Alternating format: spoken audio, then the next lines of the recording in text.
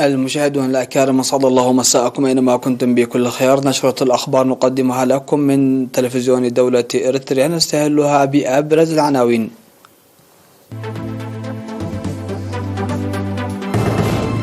امتحانات الشهادة المتوسطة تنظم من 8 إلى 10 من يونيو. الإريتريون في الخارج يحتفلون بعيد الاستقلال.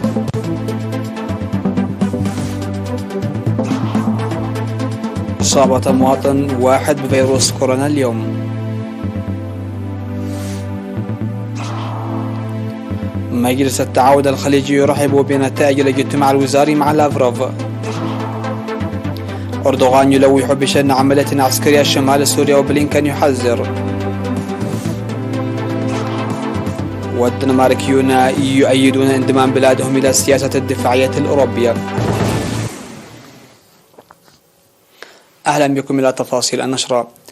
أعلن مكتب امتحانات الشهادة المتوسطة الوطنية للصف الثامن في وزارة التعليم بأن امتحانات الشهادة المتوسطة ستجري في جميع أقاليم البلاد والسعودية والسودان في الفترة من 8 وحتى 10 من يونيو.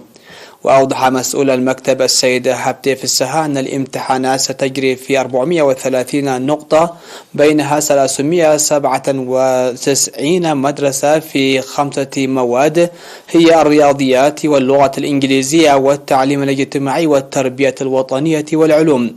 وأشار إلى جلوس 56,558 طالب، حوالي 48% منهم طالبات لامتحانات الشهادة المتوسطة، وأن طلاب الجالسين للامتحانات هم المتواجدين في التعليم المنتظم والتعليم المسائي وأعضاء قوات الدفاع ونزلاء إصلاحية سنبل. وذكر أن حوالي 15,000 من الطلاب الممتحنين من الإقليم الأوسط، وأكثر من 19,000 طالب من الإقليم الجنوبي، وحوالي 11,000 طالب من إقليم القاشبركة، وأكثر من 6,000 طالب من إقليم عنسبة، وأكثر من 4,500 طالب، بينهم 74 من قوات الدفاع من إقليم شمال البحر الأحمر، وأكثر من 750 من إقليم جنوب البحر الأحمر، مشيرا إلى ارتفاع عدد الطلاب الممتحنين بنسبة 11% مقارنة مع السنة الماضية. هذا ويوجد 221 طالبا ممتحنا في نقطتي الرياض وجدة في المملكة العربية السعودية، و16 ممتحنا من مدينة كسل السودانية.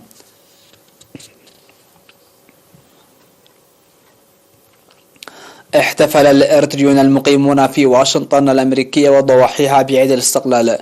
اشتمل الاحتفال الذي جرى وسط مدينة الكسندرية في فيرجينيا واستمر لأسبوع منشورات وبرامج فنية في سفارة الإريتريا ورفع العلم الإريتري وعلم الجبهة الشعبية ومسيرة السيارات وشعلة الاستقلال.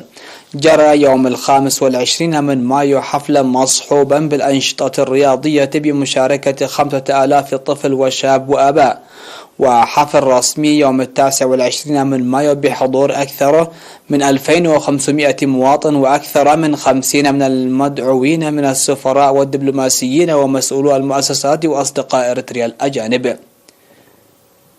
وقدم مدراء ولايتي فيرجينيا وميرلاند وعمد مدينتي واشنطن والإسكندرية كلمات تهنئة وتضامن في الحفل، حيث بعثت عمدة مدينة واشنطن ماريال باوزر وثيقة عبر ممثلها للقائم بأعمال السفارة الإريتريا في أمريكا السيد برهان قبرهوت. وقدم عضوان في مجلس المدينة محاضرة حول بطولة وصمود الشعب وحكومة إريتريا والانتصارات التي تحققت رغم العدائيات القوية. وذكر القائم بأعمال السفارة الإريتريا في الولايات المتحدة الأمريكية السيد برهان قبرهوت تنفيذ أمانة الشهداء وأولوية البرامج الوطنية والتصدي، وحث لتمتين الوحدة ورفع الوعي للحفاظ على الانتصارات وحمايتها والدفع بها قدما. أفادت السفارة الإريتريا بأن احتفال هذه السنة كان استثنائيا من حيث المشاركة وكثرة الشباب.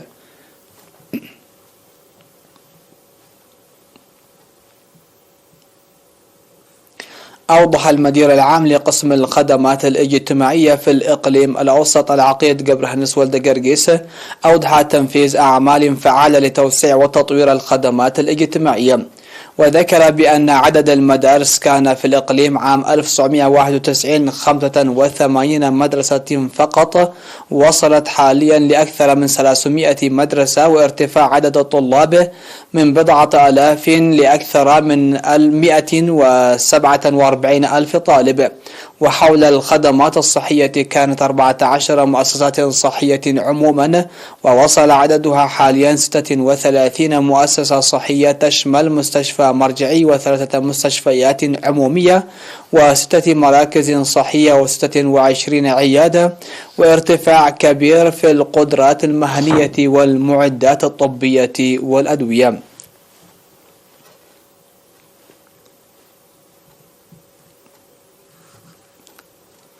أعلنت وزارة الصحة بأن الفحوصات المخبرية التي أجريت اليوم في الإقليم الأوسط قد أظهرت إصابة مواطن واحد من ماي تمناي بفيروس كورونا. في غضون ذلك شفي مريض كورونا واحد كان يتلقى الرعاية الصحية في مستشفى الإقليم الأوسط، وبهذا بلغ عدد المصابين بفيروس كورونا في البلاد حتى الآن 9766، شفي منهم 9653 وتوفي 103 مريضا، فيما يتلقى 10 مصابون الرعاية في المستشفيات. وزارة الصحة 2 يونيو 2022.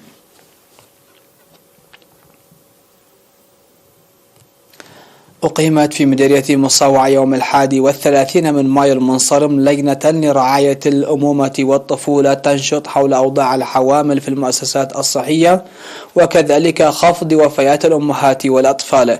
وأوضح مسؤول صحة الأسرة والمجتمع في مكتب وزارة الصحة في إقليم شمال البحر الأحمر السيد زدنجل قرقريوس أن لجان رعاية الأمومة والطفولة أقيمت في مديريات نأفا وفعبت وشعب وفرو وقندع، وساهمت في رفع الوعي الصحي وزيادة الولادة في المؤسسات الصحية.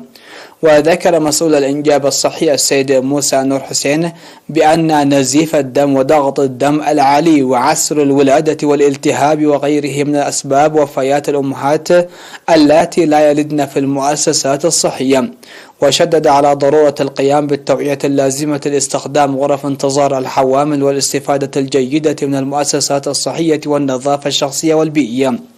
وأوضح الأعيان ورجال الدين في المناسبة أن وفيات الأمهات والأطفال كانت كثيرة أثناء تدني مراجعة المؤسسات الصحية، وسيتعاونون مع اللجنة المقامة لإنجاح مهامها.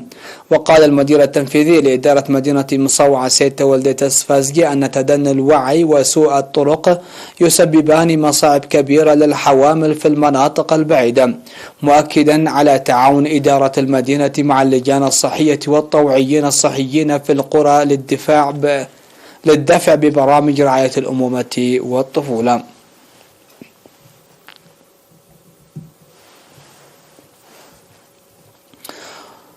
فاصل قصير ومن ثم نوافيكم بالأنباء على الصعيد العالمي.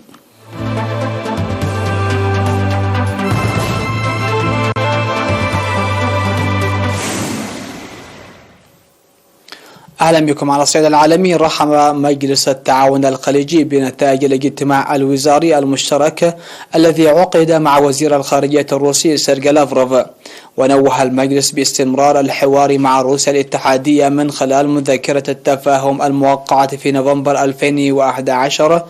من جهة أخرى أكد المجلس الوزاري دعمه لجهود الوساطة لحل الأزمة بين روسيا وأوكرانيا ووقف إطلاق النار وحل الأزمة سياسيا وتغليب لغة الحوار وتسوية النزاع من خلال المفاوضات. وعبر المجلس الوزاري عن دعمه لكافة الجهود لتسهيل تصدير الحبوب وكافة المواد الغذائية والإنسانية من أوكرانيا للمساهمة في توفير الأمن الغذائي للدول المتضررة. وكانت وزارة الخارجية الروسية قالت إن لافروف التقى نظيره السعودي الأمير فيصل بن فرحان آل سعود في الرياض، وأشاد الطرفان بمستوى التعاون داخل منطقة الدول المصدرة للنفط وحلفائها أوبك بلس.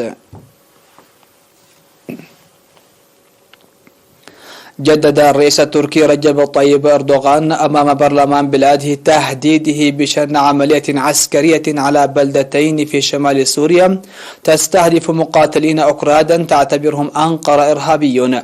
وأكد أردوغان: ننتقل إلى مرحلة جديدة في عملية إقامة منطقة آمنة من 30 كيلومترا عند حدودنا الجنوبية، ستنظف منبج وتل رفعت. ووعد الرئيس التركي بالعمل خطوة خطوة في مناطق أخرى. من جانبه حذر وزير الخارجية الأمريكي أنتوني بلينكن تركيا الدولة الحليفة للولايات المتحدة في حلف الشمال الأطلسي الناتو من هجوم عسكري في سوريا، قائلا إنه سيعرض المنطقة للخطر. وحض تركيا على الالتزام باتفاق وقف إطلاق النار الذي وضع عام 2019، لكن تركيا تعتبر أن المقاتلين الأكراد السوريين تابعين لحزب العمال الكردستاني المكون من انفصاليين تعتبرهم أنقرة إرهابيون.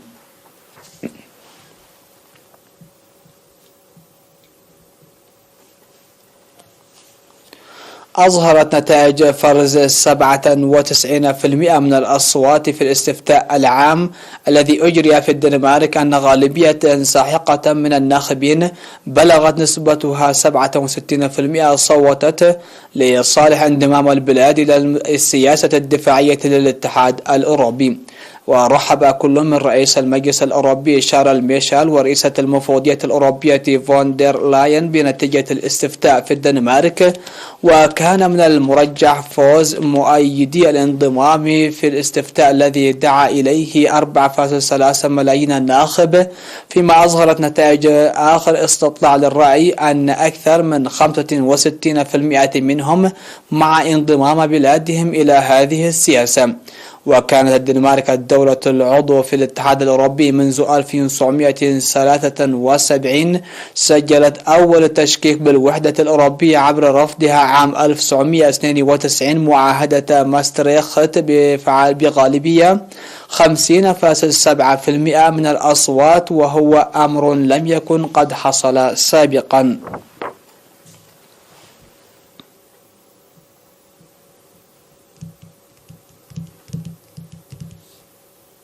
الخبر الأخير في هذه النشرة: أعلنت السلطات المحلية الصينية أن أعمال الإنقاذ تتواصل بعد مصرع 4 أشخاص وإصابة 41 آخرين في مدينة ياءان بمقاطعة سيشوان جنوب غرب الصين، والتي ضربها زلزالان. وأشارت السلطات في مؤتمر صحفي حسب ما أورد الموقع الرسمي لشبكة CGTN التلفزيونية الصينية إلى أن الضحايا سقطوا في محافظتي لوشان وباوشينغ، وأحد المصابين في حالة خطيرة. يذكر أن مدينة ياءان تعرضت لزلزال ثالث بلغت قوته 3.2 درجة وفقا لمركز شبكات الزلازل الصينية.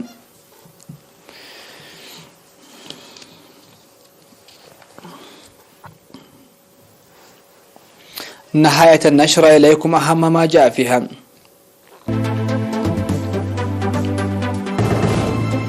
امتحانات الشهادة المتوسطة تنظم من 8 إلى 10 من يونيو. الإريتريون في الخارج يحتفلون بعيد الاستقلال المجيد.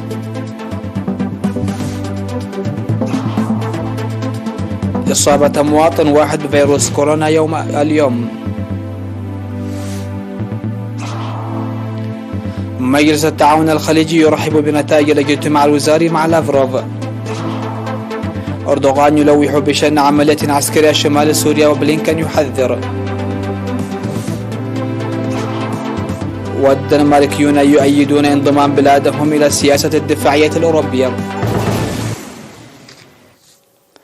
انتهت النشرة، شكرا لحسن الاستماع والمتابعة، ودمتم في أمان الله.